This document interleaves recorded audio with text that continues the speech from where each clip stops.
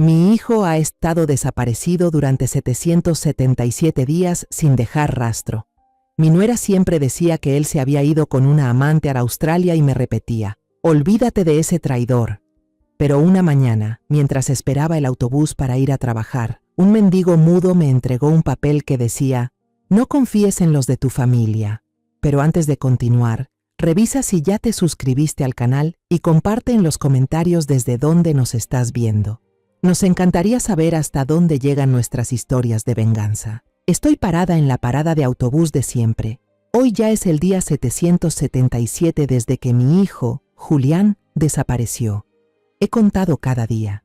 Cada número es como una pequeña puñalada que corta una herida en mi corazón que nunca termina de sanar. De pronto, una silueta familiar se acercó lentamente. Era el mendigo que siempre veía acurrucado en la esquina. Estaba delgado, con la barba tan espesa que le cubría casi todo el rostro demacrado.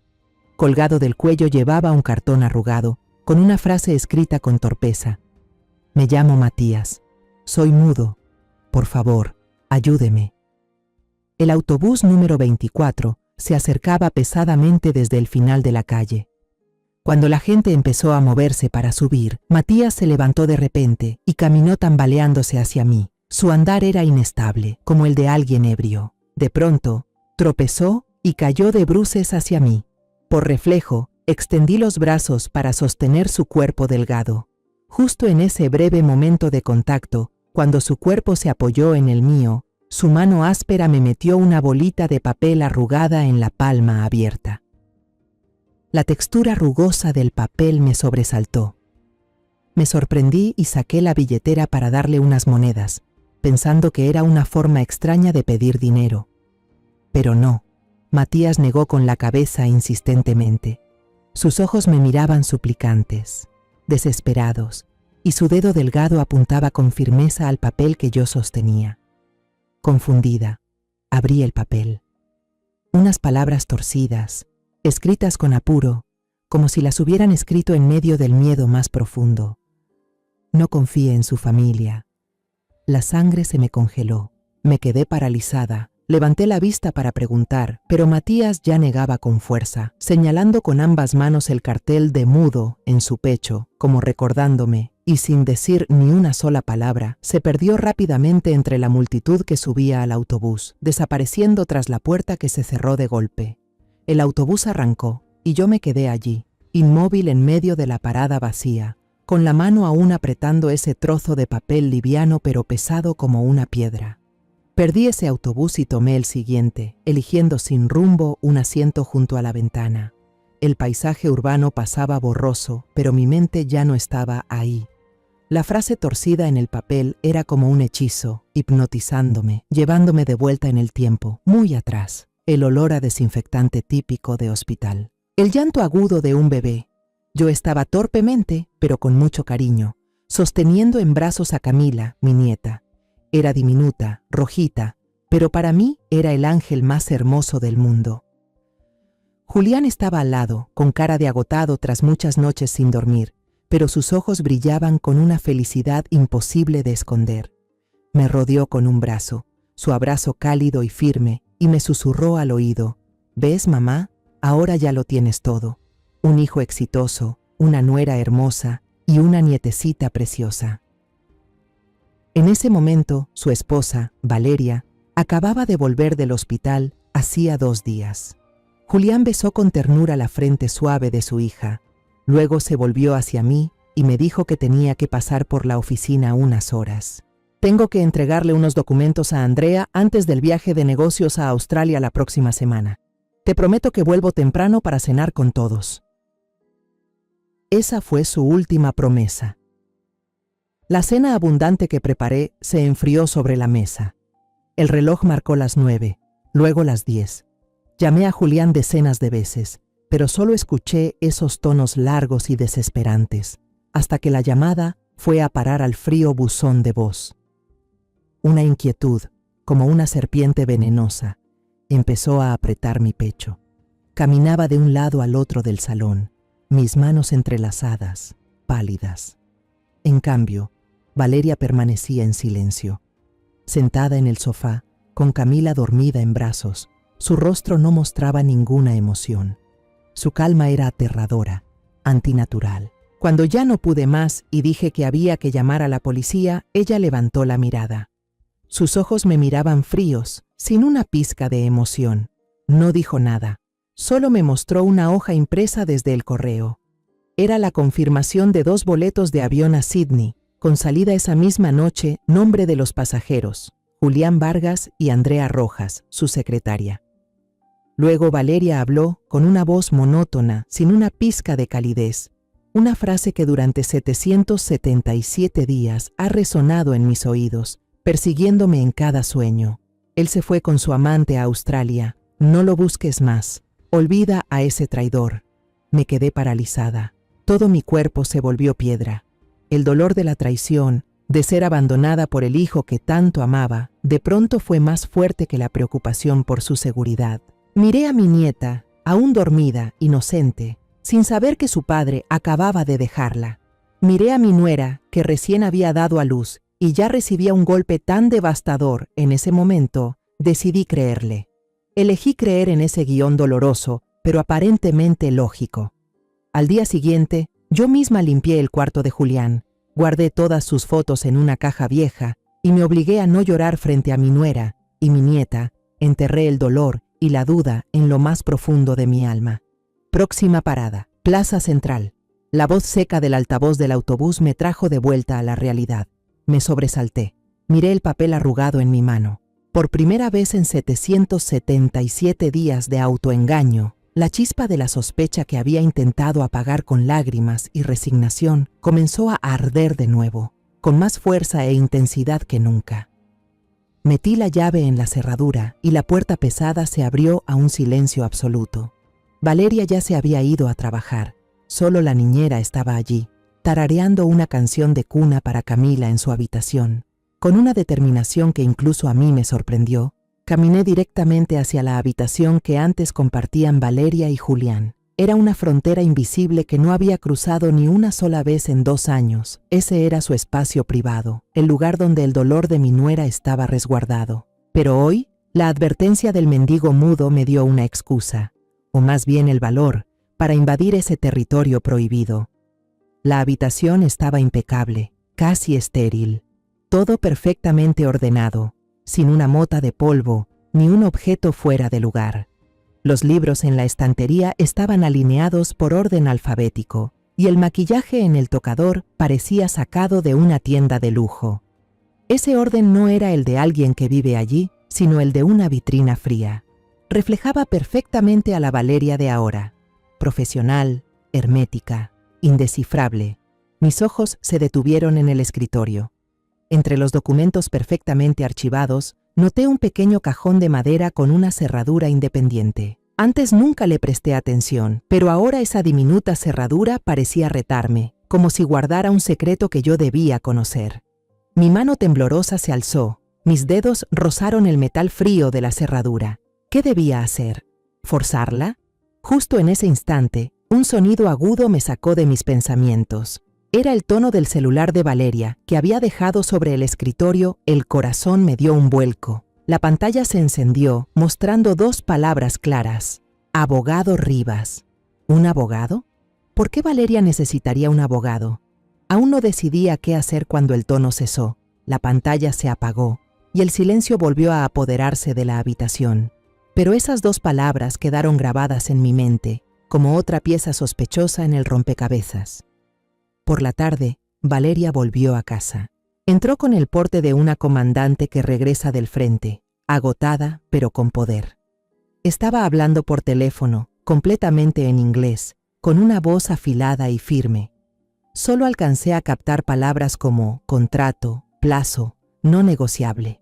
Esa no era la actitud de una esposa abandonada, destrozada por el dolor. Esta es una mujer que se levantó por sí sola, construyó una fortaleza sólida a su alrededor, una fortaleza que no deja que nadie mire dentro. Durante la cena, el ambiente era tan tenso que podía oír los latidos de mi propio corazón. Traté de actuar con normalidad, sirviéndole comida a Camila. Después de mucho debatirme internamente, Carraspeé y lancé una pregunta lo más casual posible. Valeria, últimamente, ¿has sabido algo de Australia? ¡Pum! Valeria dejó caer los palillos con fuerza sobre la mesa de madera, haciendo un ruido seco. Levantó la cabeza de golpe.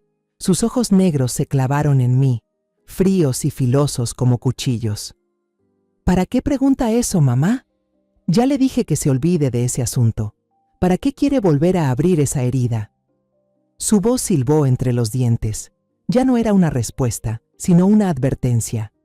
Sin esperar mi respuesta, se levantó, cargó a Camila, que se había sobresaltado por el ruido, y se fue directo al cuarto, dejando la cena a medias y a mí sentada ahí, paralizada entre la vergüenza y un miedo que comenzaba a subir por dentro. Su reacción fue tan violenta, como si yo hubiera tocado una herida abierta, un secreto que quería enterrar para siempre. Esa noche no pude dormir. Cerca de las 2 de la madrugada, cuando todo el vecindario estaba en silencio absoluto, un grito desgarrador, salvaje, rompió la oscuridad desde el cuarto de Valeria. Me incorporé de un salto, con el corazón latiendo descontrolado. Sin perder ni un segundo, corrí hacia su cuarto, empujé con fuerza la puerta entreabierta. Bajo la luz amarillenta de la lámpara de noche, se reveló una escena espeluznante. Valeria estaba sentada en medio de la cama, con el cabello desordenado cayéndole sobre la cara, los ojos abiertos de par en par, mirando un punto vacío en el aire. Respiraba con dificultad. El pecho subía y bajaba con violencia, y murmuraba una sola frase una y otra vez, con una voz cargada de odio profundo, pero también temblorosa por el miedo. Vas a pagar por lo que hiciste. Corrí hacia ella, le agarré los hombros y la sacudí. Valeria, despierta, hija, ¿qué te pasa? Valeria dio un brinco, como si le hubiera pasado corriente eléctrica. Me miró con una expresión extraña, salvaje, como si yo fuera una desconocida. Tardó unos segundos en volver en sí y reconocerme. La locura en su mirada desapareció y fue reemplazada por confusión y pánico. Se llevó las manos a la cabeza y con voz entrecortada dijo: No es nada, mamá. Solo fue una pesadilla. Luego me miró, con una expresión que era mitad súplica, mitad orden. Mamá, salga. Quiero estar sola. Salí del cuarto y cerré la puerta, pero el sueño me abandonó por completo esa noche. La frase que Valeria dijo dormida no era una simple pesadilla, era una confesión, una maldición escapada desde lo más profundo de su subconsciente. Me hizo recordar las discusiones violentas que ellos tenían antes de que Julián desapareciera.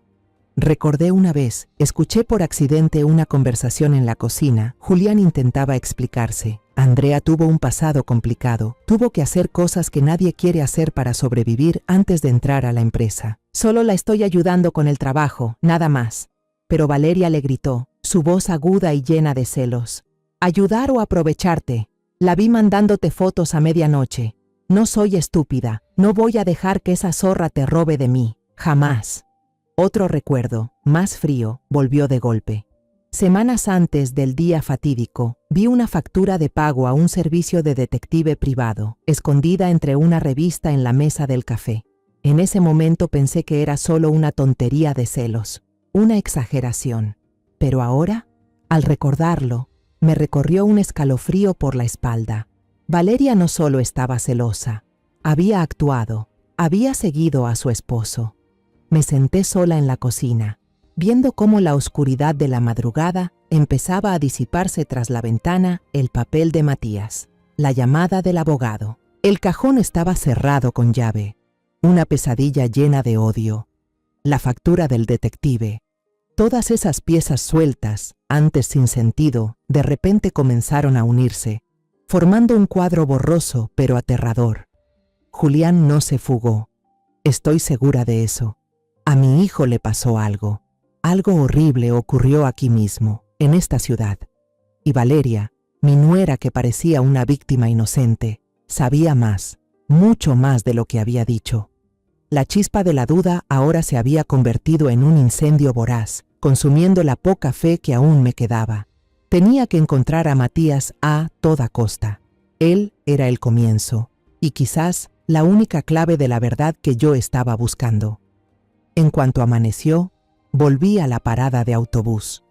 Me quedé ahí durante horas, esperando con desesperanza que apareciera como siempre. Desde la mañana hasta el mediodía me acerqué a hablar con la señora que vendía agua, con el joven de los boletos de lotería, pero solo obtuve encogidas de hombros indiferentes. ¿El mudo? Se le ve de vez en cuando. No tiene un lugar fijo, señora. Cada respuesta era como un balde de agua fría sobre mi determinación. Por la tarde, empecé a ampliar la zona de búsqueda, caminando hacia los barrios cercanos, por callejones donde solían reunirse obreros pobres y personas sin hogar. Mis piernas estaban entumecidas, la garganta reseca, pero la imagen del papelito y la mirada suplicante de Matías no me dejaban parar. Finalmente, cuando el sol ya caía al oeste, una mujer amable que vendía verduras, al ver mi cara de angustia, me señaló hacia una iglesia vieja al final de la calle. «En las noches dan sopa gratuita ahí», me dijo. «Gente como él suele ir». Fui a toda prisa. En el patio amplio de la iglesia, una fila silenciosa de personas esperaba su turno. Entre las espaldas encorvadas por el peso de la vida, reconocí de inmediato la silueta delgada y familiar de Matías. Pero no estaba solo.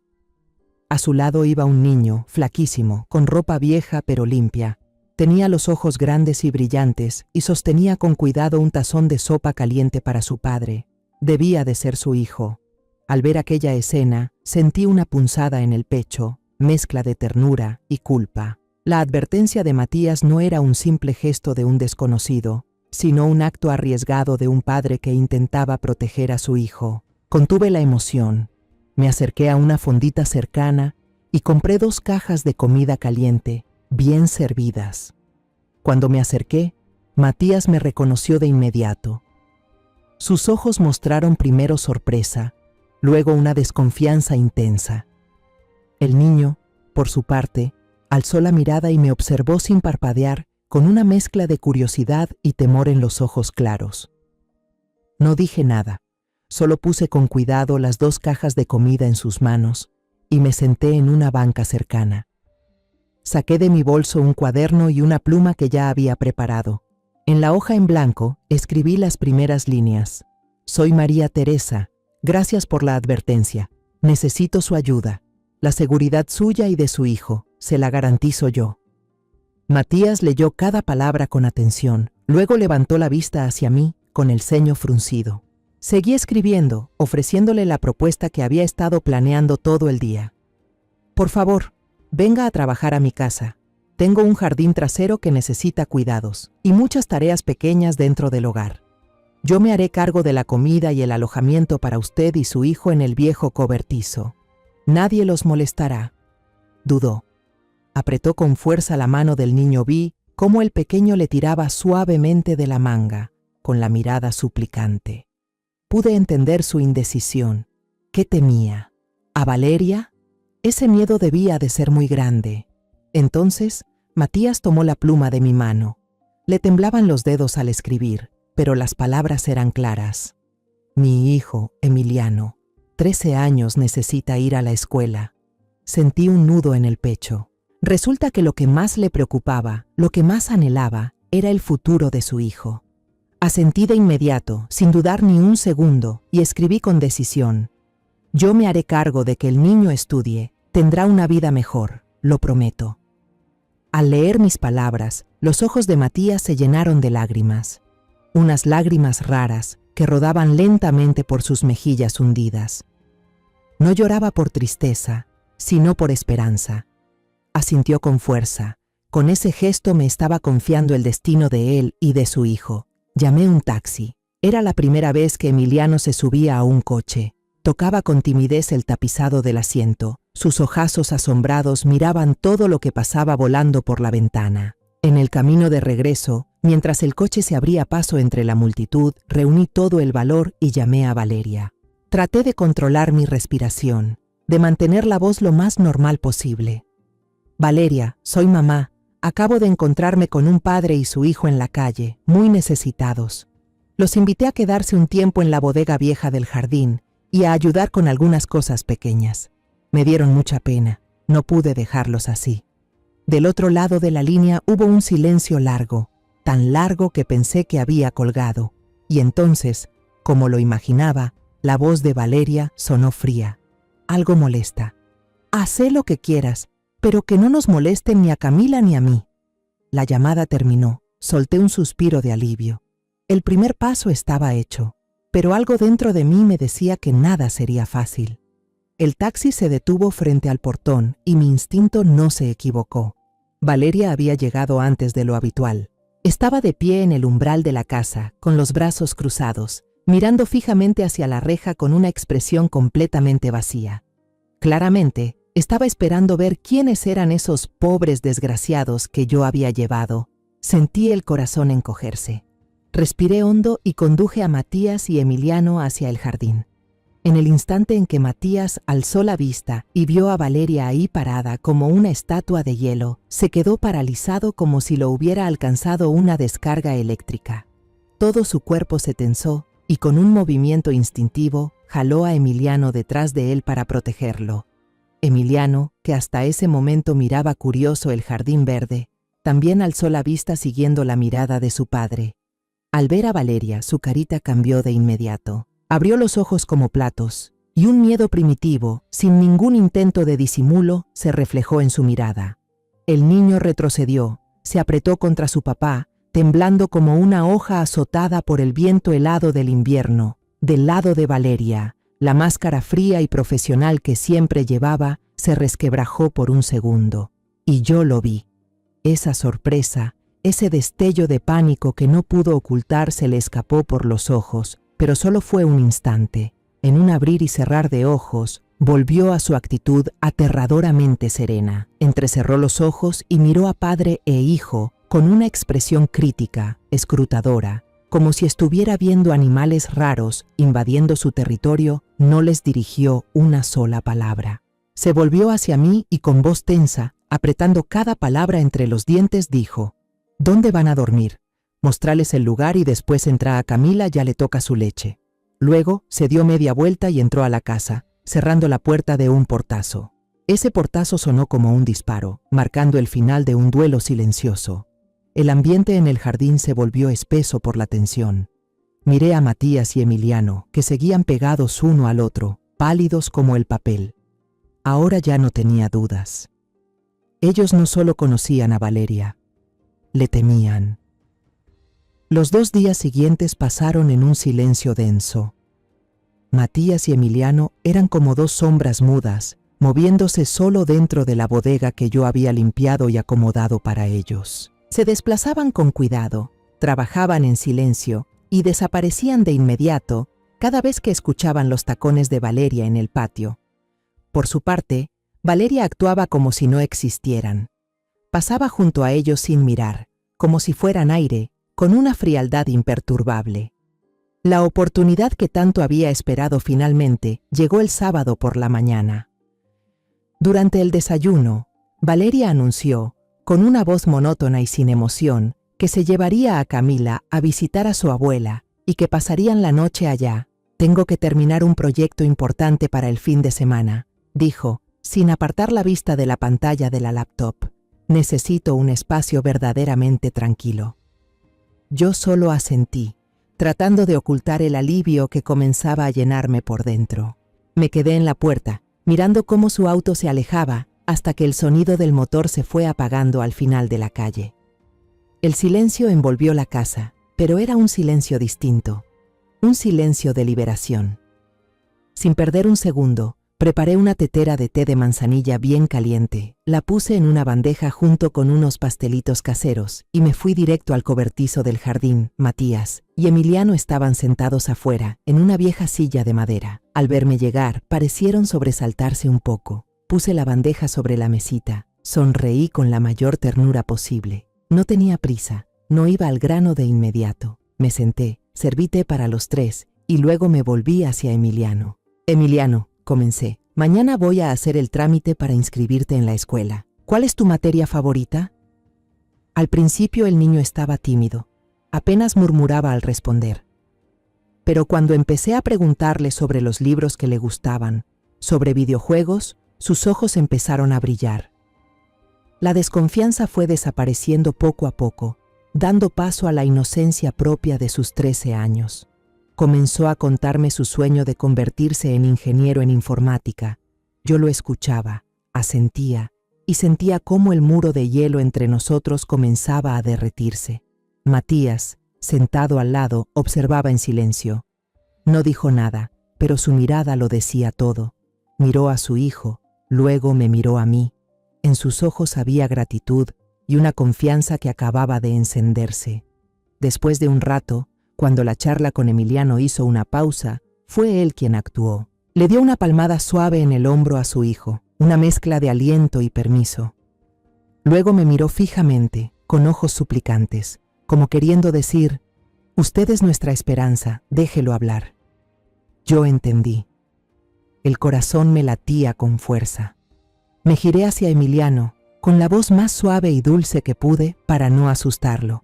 «Emiliano, sé que esto es muy difícil, no voy a obligarte, pero ¿podrías contarme por qué tú y tu papá le tienen tanto miedo a Valeria?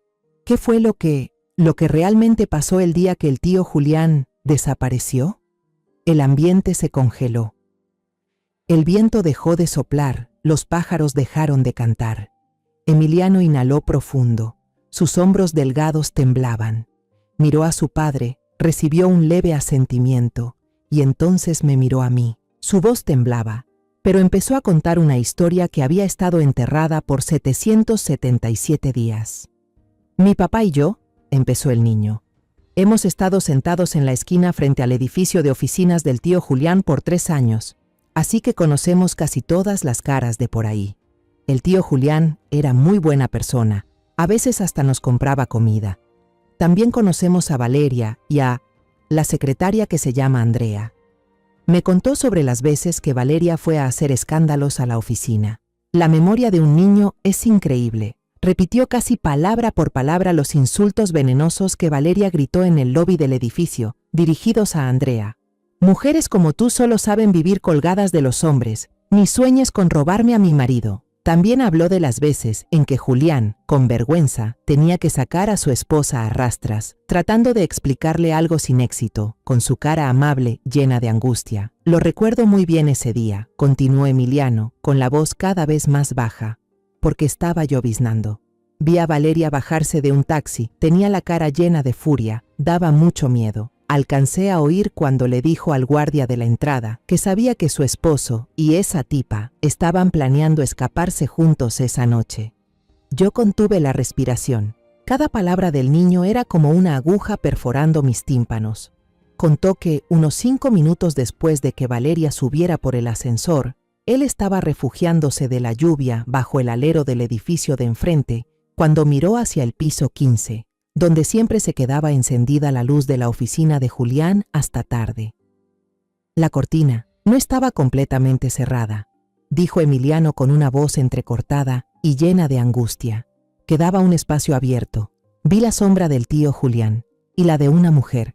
Ella llevaba un abrigo oscuro, igualito al que traía la tía Valeria cuando salió del taxi. Parecían estar discutiendo muy fuerte. Y luego, el niño titubeó. Los ojos abiertos de par en par, llenos de lágrimas, como si reviviera ese instante espantoso.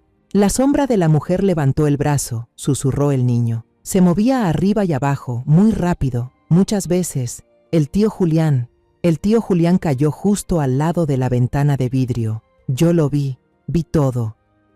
El niño rompió en llanto, un llanto que llevaba demasiado tiempo contenido. Matías lo abrazó de inmediato, apretándolo contra su pecho mientras acariciaba su espalda que temblaba sin control. Su mano también temblaba. Yo seguía sentada, con la cabeza dando vueltas. Me zumbaban los oídos y sentía como si el aire se hubiera escapado de mis pulmones. Intenté hablar, pero mi voz era apenas un susurro tembloroso. «¿Y después? ¿Después qué pasó, hijo?» Emiliano, entre sollozos, logró decir: Como media hora después, vi que la tía Valeria salió del ascensor y bajó al vestíbulo. Ella estaba muy tranquila. Su cara no mostraba ninguna emoción. Incluso se detuvo un momento en la recepción y le dijo algo a la recepcionista. Luego salió, llamó otro taxi y se fue como si nada hubiera pasado. La historia terminó. Todo el jardín quedó en silencio. Solo se oía el llanto ahogado de Emiliano y el sonido del viento que erizaba la piel. Yo seguía inmóvil en la silla, petrificada.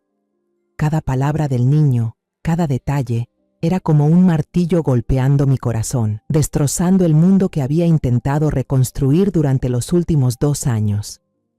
Ya no había dudas. Ya no eran piezas sueltas. El rompecabezas estaba completo. Mi hijo no huyó. Fue asesinado. Y la asesina, la que le quitó la vida con crueldad, era su esposa. La misma mujer que compartía techo conmigo.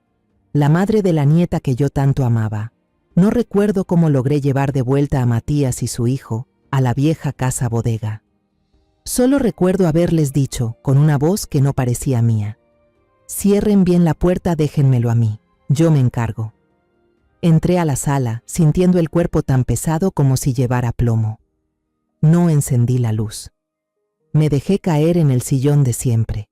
En la oscuridad, toda mi energía se había desvanecido. La verdad, esa verdad que había buscado con desesperación durante 777 días, ahora estaba ahí, desnuda y cruel, sin darme una salida.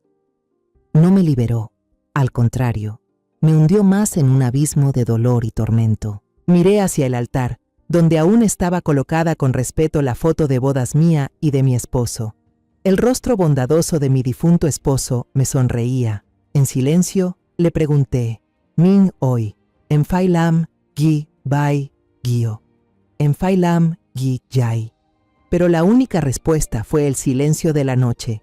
Tambaleándome, entré en la habitación de Camila, donde ella solía quedarse cuando venía. Me dejé caer junto a la cuna vacía, con la mano temblorosa acariciando el peluche desgastado.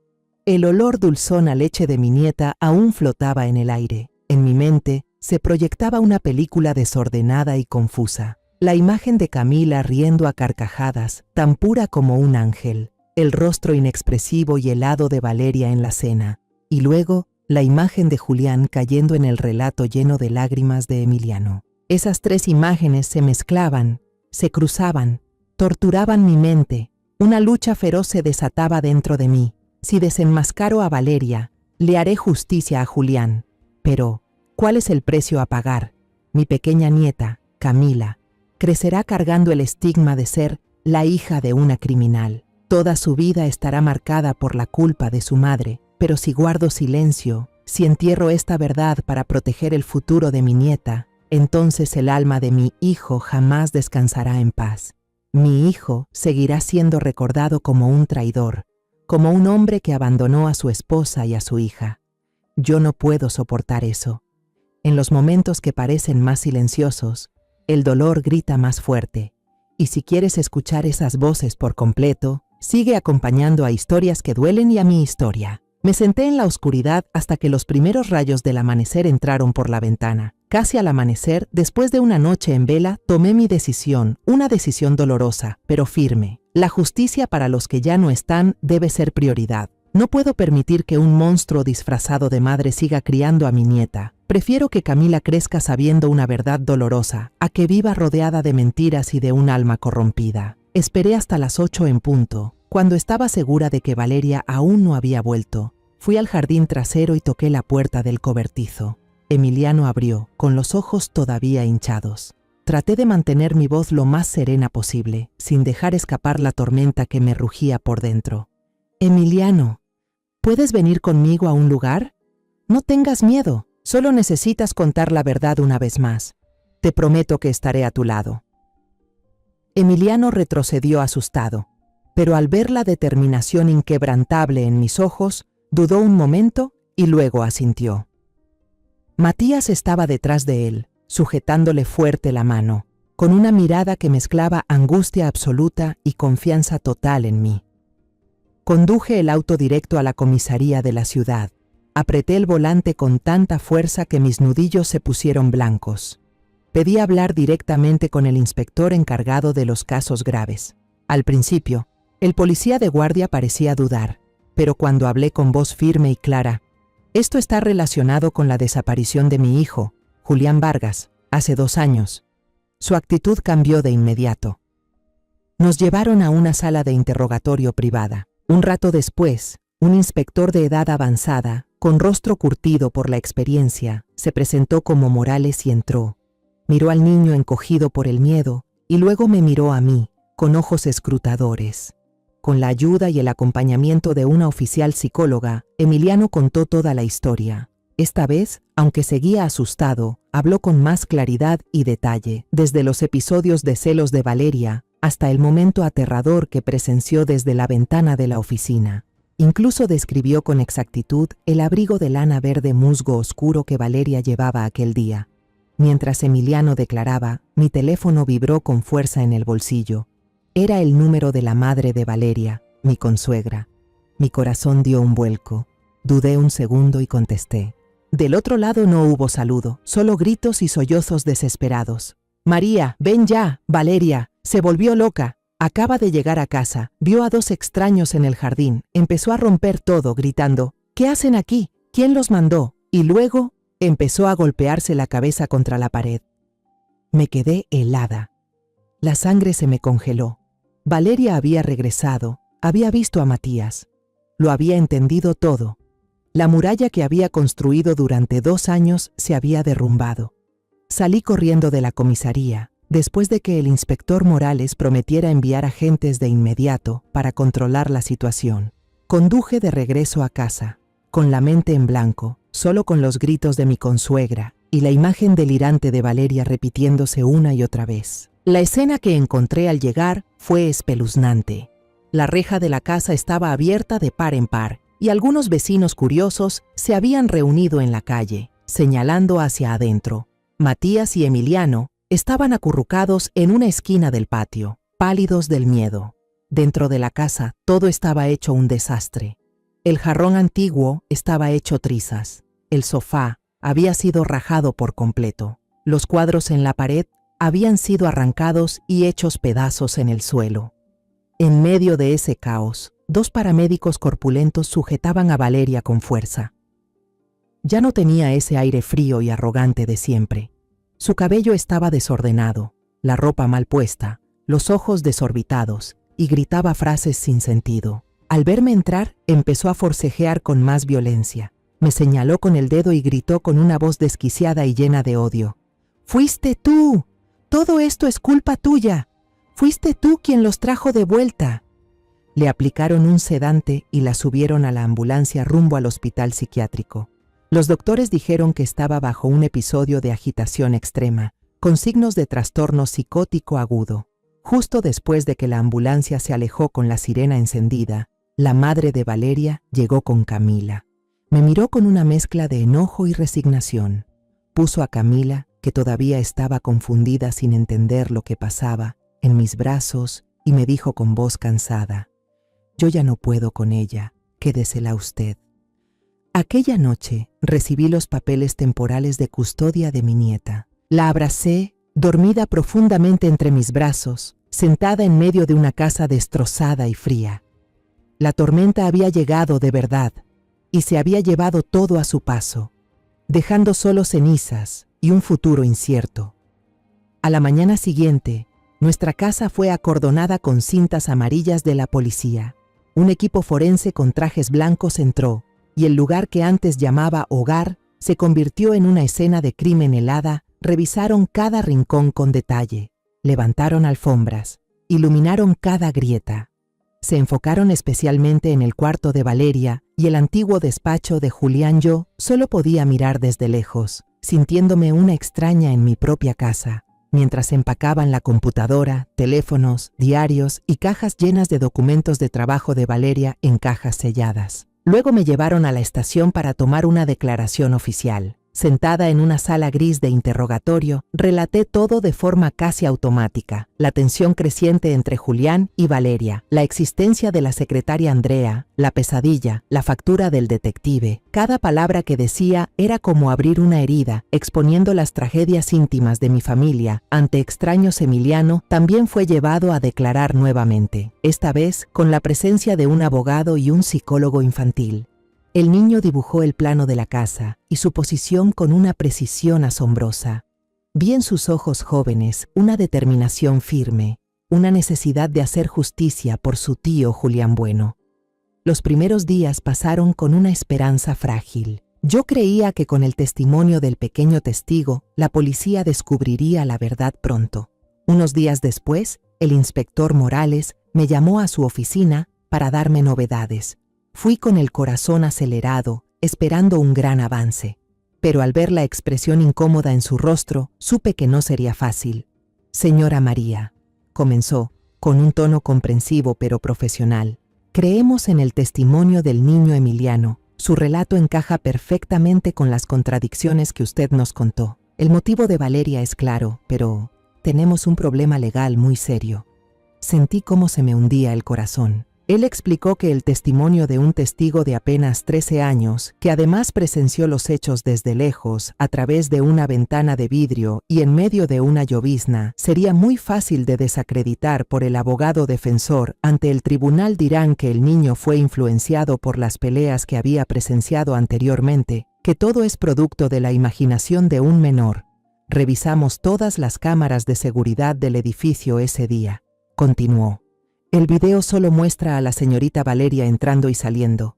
Permaneció en el edificio unos 45 minutos.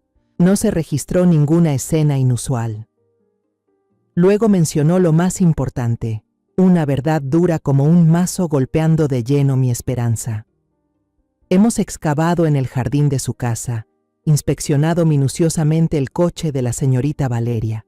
Incluso usamos detectores de metales y perros entrenados. Señora, no encontramos ni un solo rastro significativo, ni un arma, y lo más importante, no hallamos ningún cuerpo. Tiene que entender que no podemos acusar a alguien de intento de homicidio si no hay pruebas fehacientes de una muerte. Semana tras semana, el caso se estancó.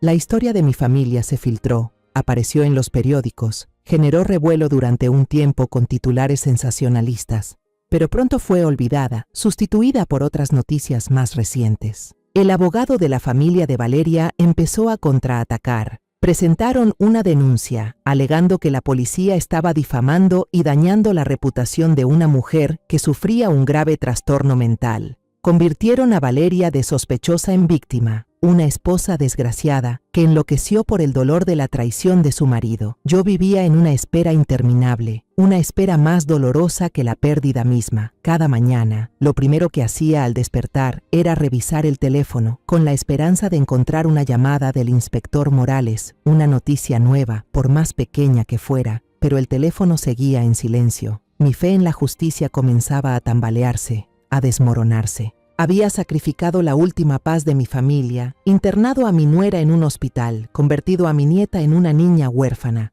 Lo aposté todo, y a cambio solo obtuve un callejón sin salida. En el hospital, la situación de Valeria no mejoraba. Rechazaba comunicarse con todos, incluso con sus propios padres. Solo se sentaba acurrucada en una esquina del cuarto, con la mirada vacía fija en la pared blanca.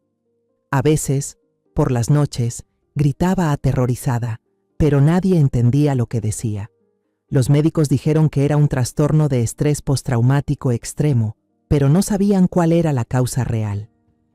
Un mes después de mi visita a la comisaría, el inspector Morales me volvió a llamar. Esta vez, su rostro lucía cansado y algo derrotado. Dijo que habían hecho todo lo que podían. Rastrearon a la secretaria Andrea. La última información confirmaba que había abordado un vuelo hacia Sydney según el itinerario previsto, ingresado legalmente al país y luego desaparecido sin dejar rastro en Australia. Esta desaparición, irónicamente, solo reforzaba la hipótesis de que ambos habían huido juntos, debilitando aún más el supuesto motivo de Valeria para cometer un crimen, según los investigadores. Finalmente, me comunicó una decisión que yo ya presentía. Señora María, lo lamentamos mucho. Debido a la falta de pruebas concluyentes, tendremos que suspender temporalmente la investigación activa de este caso. El expediente no se cerrará, pero no podemos seguir destinando recursos a una investigación sin avances. Sin embargo, añadió, como último consuelo, anunciaremos una recompensa importante para cualquier persona que proporcione información que lleve al hallazgo del cuerpo del señor Julián o de la señorita Andrea. Salí de la estación de policía sintiendo que el suelo bajo mis pies se desmoronaba. Esa recompensa no era una señal de esperanza, era una admisión de derrota. El último recurso de la policía cuando ya no les quedaba nada. Yo había perdido la batalla por limpiar el nombre de mi hijo. Mi hijo seguía tirado en algún lugar.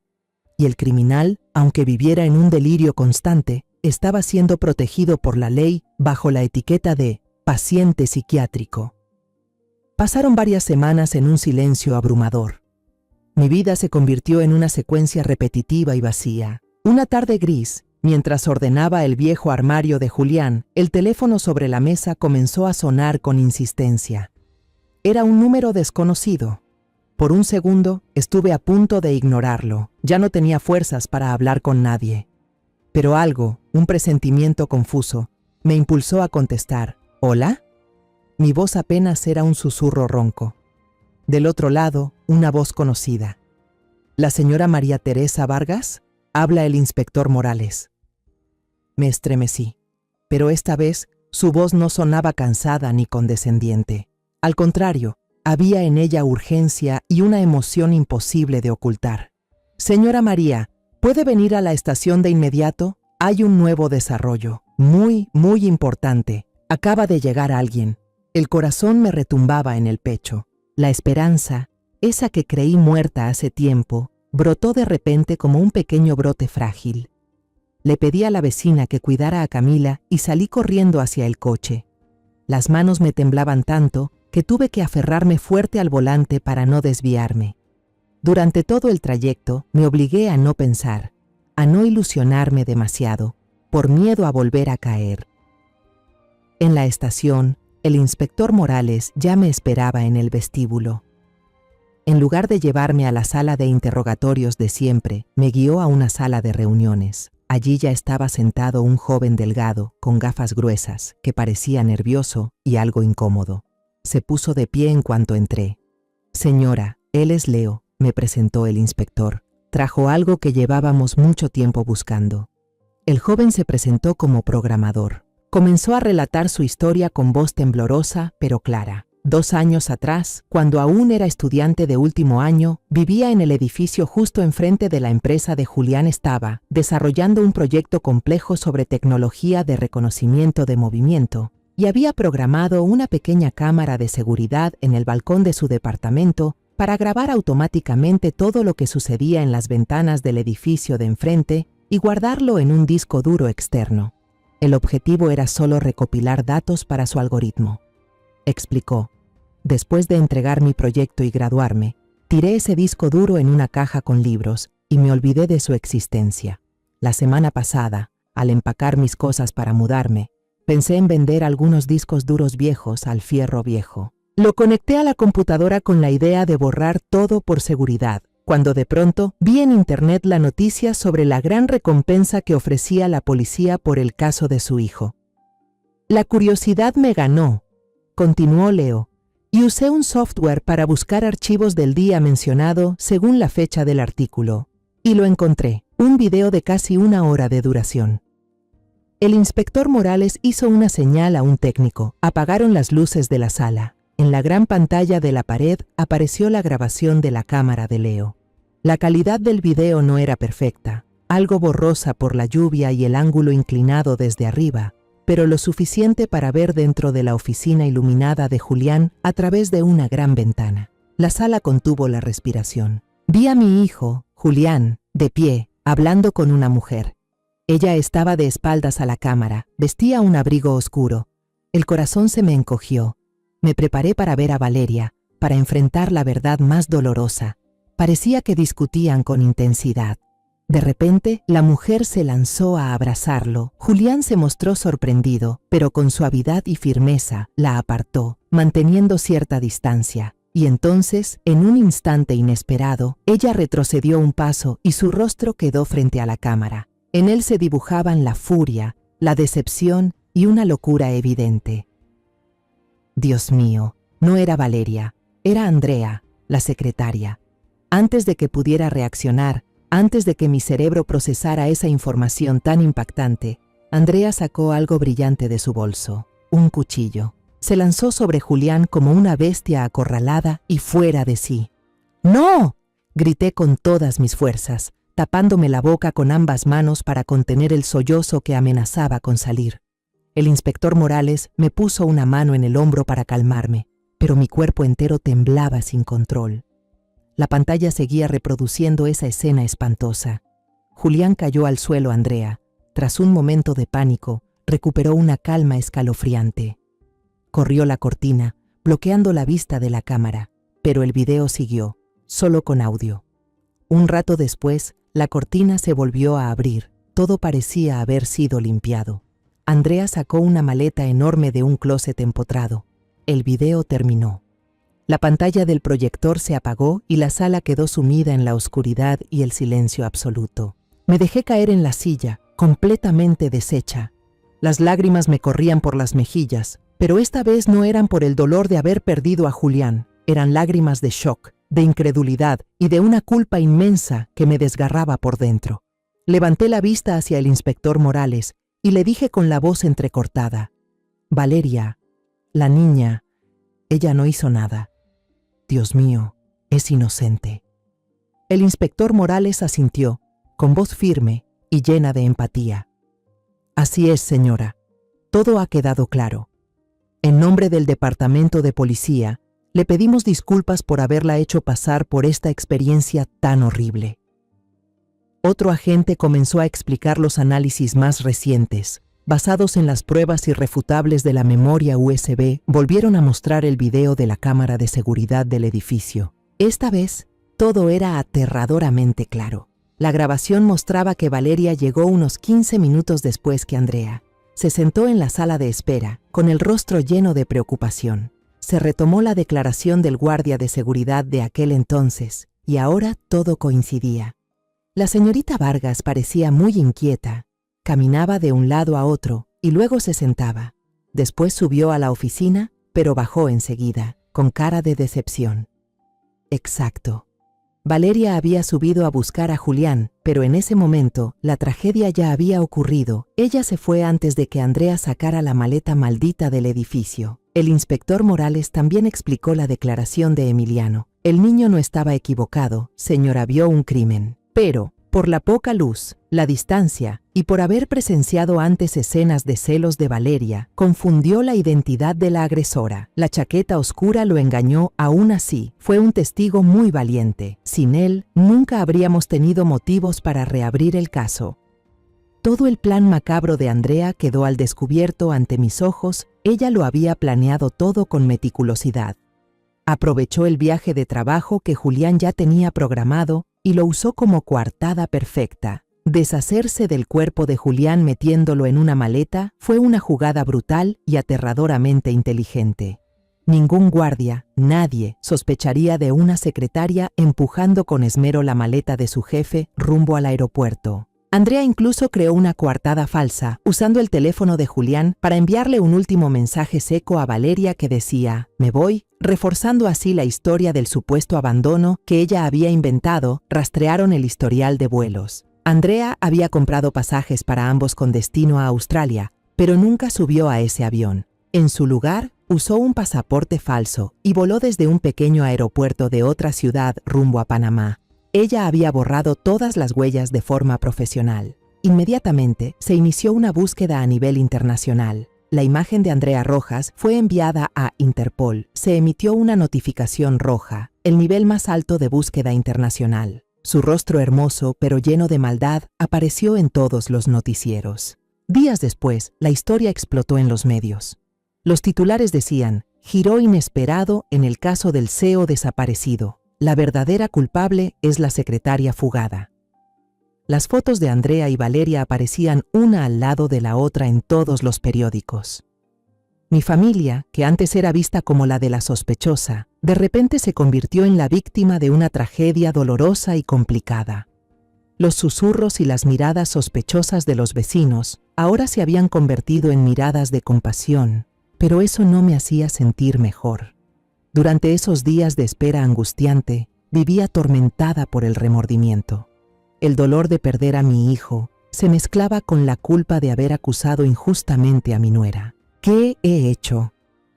Fui yo, con mis dudas, quien la empujó al hospital, quien le arrebató los últimos días de su inocencia. Fui al hospital psiquiátrico a visitar a Valeria. Ella seguía allí, sentada en la silla junto a la ventana, ajena al mundo. Su cabello estaba corto, la bata de paciente le quedaba enorme, haciendo que se viera aún más frágil. Me senté en la silla a su lado, temblando al tomar su mano helada. Por primera vez le conté todo, aunque no sabía si me escuchaba o si entendía. Valeria, soy yo, tu suegra. Comencé con la voz entrecortada.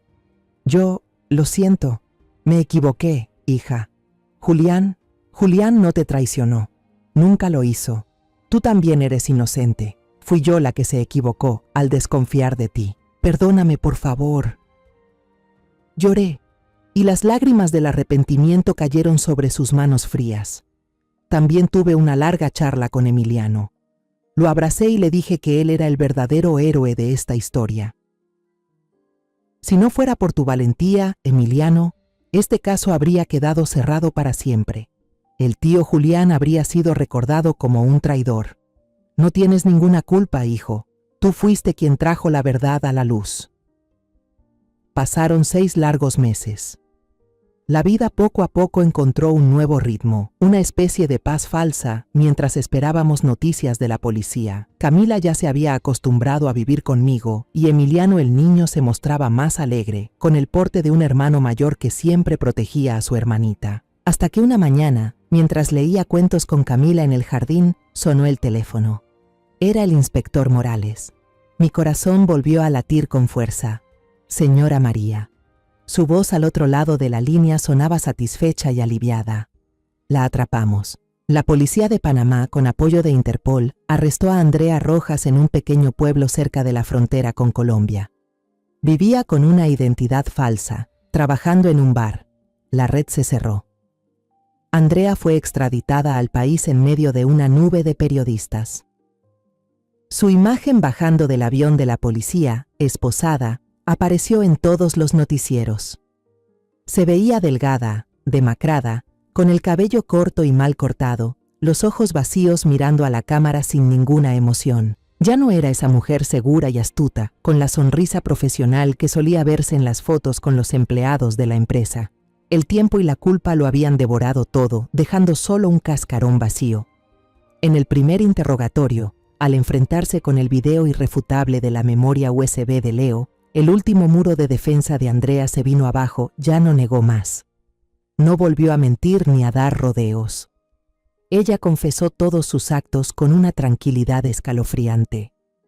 Lo primero que el inspector Morales le pidió fue la ubicación del cuerpo de mi hijo. Con una voz monótona, sin mostrar emoción alguna, Andrea dibujó un mapa burdo en una hoja de papel, señalando un terreno baldío cerca del río, donde la gente suele tirar escombros de construcción. Enterré la maleta ahí, debajo de un montón de ladrillos rotos, dijo, como si estuviera dando indicaciones para llegar a un lugar cualquiera. El inspector Morales me llamó por teléfono para informarme y preguntarme si quería ir al lugar. Rechacé la propuesta de inmediato. No quería ver a mi hijo en esas condiciones. No quería que la última imagen de Julián fuera una escena tan desgarradora. Esa tarde no me moví de casa. Abracé con fuerza a Camila y recé en silencio. Matías y Emiliano también se sentaron a mi lado en completo silencio, sin separarse de mí ni un momento. Su presencia fue un consuelo silencioso por el que me sentí profundamente agradecida. Al caer la noche, el inspector Morales volvió a llamar. Su voz se tornó grave, con una mezcla de alivio y profundo pesar. Lo encontramos, señora. Le damos nuestras más sinceras condolencias. Al día siguiente, enfrenté el momento más doloroso en la vida de una madre. Fui al depósito de cadáveres para realizar el reconocimiento. Aunque ya me había mentalizado, cuando el forense levantó lentamente la sábana blanca, mis piernas se rindieron.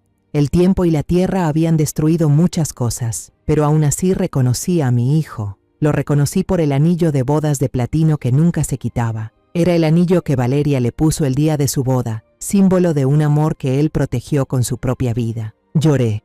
Lloré hasta quedarme sin lágrimas. Lloré por los 777 días en que mi hijo yació solo bajo la tierra fría. Lloré porque al fin se le había devuelto su inocencia. Unos meses después, se llevó a cabo el juicio de Andrea. Estuve sentada en la primera fila, la destinada a la familia de la víctima. Quería mirar de frente a la mujer que destruyó a mi familia. Quería oír de su propia boca toda la verdad. El fiscal presentó en detalle todo el proceso del crimen, desde la preparación del arma, el plan meticuloso para deshacerse del cuerpo, hasta la manera cruel en que creó una coartada falsa para culpar a otra persona. La sala del tribunal quedó en completo silencio. Al ser interrogada sobre su motivación, Andrea comenzó a declarar. Su voz ya no era indiferente, ahora rebosaba de amargura y odio. Contó sobre su pasado difícil, sobre los trabajos poco dignos que tuvo que hacer para sobrevivir. Julián fue el primero en darle una oportunidad real. La trató con respeto y amabilidad, algo que nunca antes había experimentado. Esa amabilidad, lamentablemente, ella la confundió con amor. En ella surgió un sentimiento ciego, una necesidad enfermiza de posesión. Confesó que enviaba intencionalmente mensajes y fotos ambiguas al teléfono de Julián, buscando la forma de que Valeria los viera por casualidad. Su objetivo era separarlos. Deseaba que Valeria, con su carácter celoso, no soportara más la situación y lo dejara. Entonces, ella tendría su oportunidad. Andrea relató que en aquel día fatídico, sabía que Julián se iría de viaje por trabajo. Era su última oportunidad. Llegó temprano a la oficina, una última vez, para confesarle sus sentimientos. Para apostar todo le dijo a Julián: si me dices una sola palabra, lo dejo todo y me voy contigo. Empezaremos una nueva vida. Julián, mi hijo, la rechazó de manera clara y firme. Según el testimonio de Andrea, mi hijo le dijo: Andrea, lo siento mucho. Solo te veo como una colega, como una hermana menor. Amo a mi esposa y a mi hija más que a nada en este mundo. Por favor, no vuelvas a meterte en mi familia. Esa frase, una frase llena de responsabilidad y amor de un esposo, de un padre, fue precisamente la gota que derramó el vaso. El rechazo rotundo convirtió el amor ciego de Andrea en un odio desquiciado. Si yo no puedo tenerlo, gritó ella en el tribunal, con los ojos desorbitados, entonces nadie podrá, ni siquiera su esposa. El mazo del juez golpeó con un sonido seco, firme, dictando la sentencia más justa para el crimen de Andrea. El resto de su vida terminará tras los barrotes de una prisión. El caso se cerró oficialmente. La justicia, aunque tardía, finalmente se cumplió. Pero eso no podía devolverme a mi hijo. Salí del tribunal y levanté la mirada hacia el cielo azul. Por primera vez en más de 2 años, sentí el pecho ligero, como si me hubieran quitado una roca de encima. El dolor por la pérdida de mi hijo seguía ahí, punzante, pero junto a él había una paz extraña. Ya podía decirle a Julián, aunque fuera solo en mi interior: hijo, ya puedes descansar en paz. Todos saben que eras inocente. Mamá está orgullosa de ti. Después del juicio, la vida de mi familia no volvió de inmediato a la normalidad, porque esa normalidad ya no existía. En cambio, empezamos a construir una nueva normalidad sobre los escombros. El jardín detrás de la casa, donde una vez fueron testigos de enfrentamientos silenciosos, volvió a florecer. Bajo las manos dedicadas de Matías, los rosales comenzaron a echar flores, y la enredadera de flor de yuca volvió a perfumar las noches. El jardín se convirtió en un símbolo del renacer de mi familia. Después de pensarlo con cuidado y con el consentimiento de Matías, hice los trámites para adoptar oficialmente a Emiliano como nieto. Ese niño merecía tener una familia, un futuro brillante. Ahora, Emiliano ya no es el niño tímido y asustado de antes. Al poder ir a la escuela y vivir rodeado de cariño, renació. Es un estudiante excelente, sobre todo en las materias científicas, y se convirtió en un verdadero hermano mayor, siempre cuidando y protegiendo a Camila. Cada tarde, suelo sentarme en el columpio del porche, viendo a los 2 niños jugar y correr por el césped. Sus risas claras, los gritos de Emiliano, espérame, y, Camila, cuidado que te caes, se mezclan y se convierten en el sonido más hermoso del mundo. Esa risa es como un bálsamo que sana mi alma, llenando los vacíos inmensos que dejó la tragedia. Ellos son el futuro, la esperanza, la razón por la que sigo adelante. Que la verdad saliera a la luz también tuvo un impacto positivo en el tratamiento de Valeria. Saber que su esposo nunca la traicionó y que ella era completamente inocente le quitó el mayor peso psicológico que había cargado durante más de 2 años. El muro de hielo que había construido a su alrededor empezó a derretirse. Cada fin de semana, yo, Emiliano y Camila íbamos juntos al hospital a visitar a Valeria. Al principio, ella solo nos miraba en silencio, con la mirada aún perdida, pero poco a poco empezó a sonreír al ver a Camila contar historias de la guardería con su vocecita. Luego comenzó a hacer preguntas, cortas pero llenas de avance. Emiliano, ¿vas bien en la escuela? ¿Camila se porta bien en casa, mamá? Un día, cuando Emiliano y Camila estaban jugando en el jardín del hospital y quedamos solas en la habitación, Valeria de pronto tomó mi mano. Sus ojos estaban llenos de lágrimas. Me miró fijamente.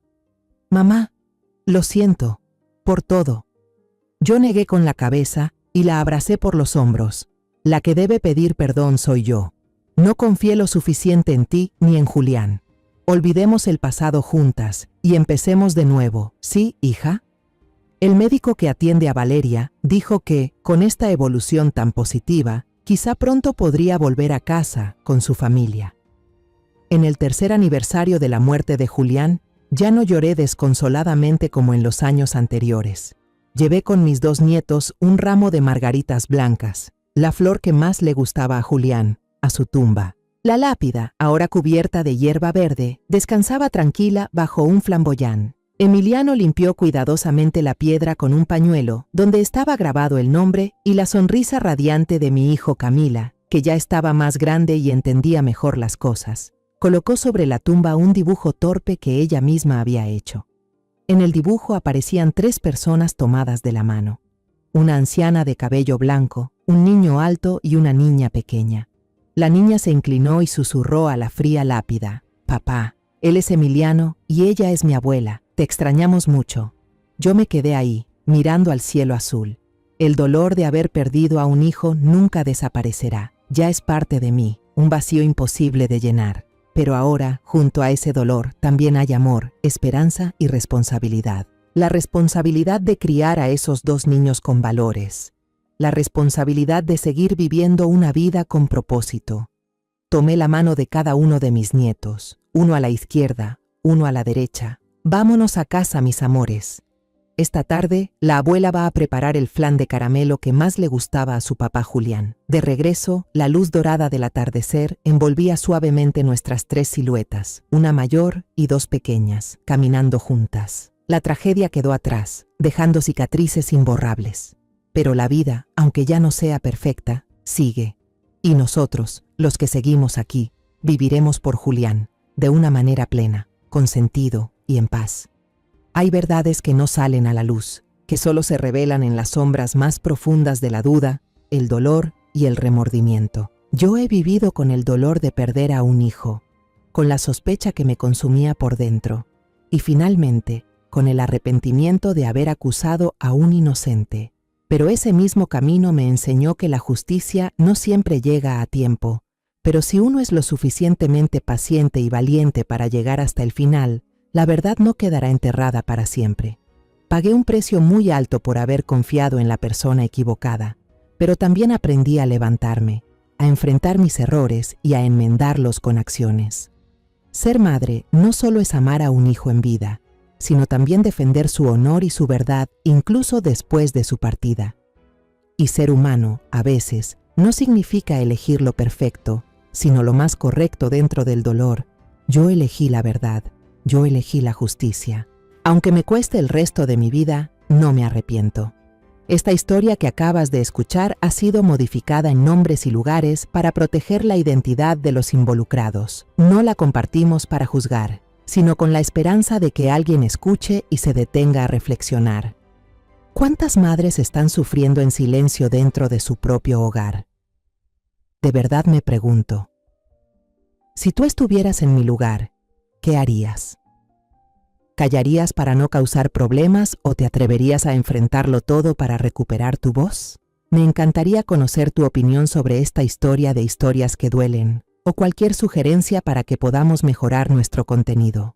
Que Dios te bendiga, y estoy segura de que la valentía nos llevará a días mejores. Ahora, en la pantalla final te dejaré 2 de las historias más queridas del canal. Estoy segura de que te van a sorprender. Gracias por haberte quedado conmigo hasta este momento.